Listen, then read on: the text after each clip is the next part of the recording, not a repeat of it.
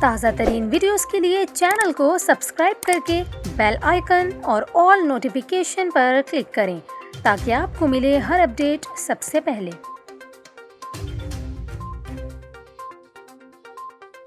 اور یہاں پر آپ کو خبر دیں، 3000 کلومیٹر سے زائد سفر طے کر کے سیلابی ریلا سمندر میں شامل ہونا شروع ہو گیا۔ دریائے سندھ کا سیلابی ریلا 3200 کلومیٹر کے طویل سفر کے بعد کیٹی بندر پر سمندر میں شامل ہونے لگا ہے۔ دریائے سندھ کا سیلابی ریلا دادو، میہڑ، منچھر جھیل اور اطراف کی آبادیوں کو متاثر کرتے ہوئے سمندر میں شامل ہو رہا ہے۔ حکام کا یہ کہنا ہے کہ ٹھٹھہ سجاول کے درمیان دریا خان پل سے 6 لاکھ کیوسک پانی گزر کر کیٹی بندر کے مقام پر سمندر میں داخل ہو رہا ہے۔ گزشتہ 2 دن سے ٹھٹھہ سجاول سے کیٹی بندر تک پانی کی اسی طرح سطح برقرار ہے۔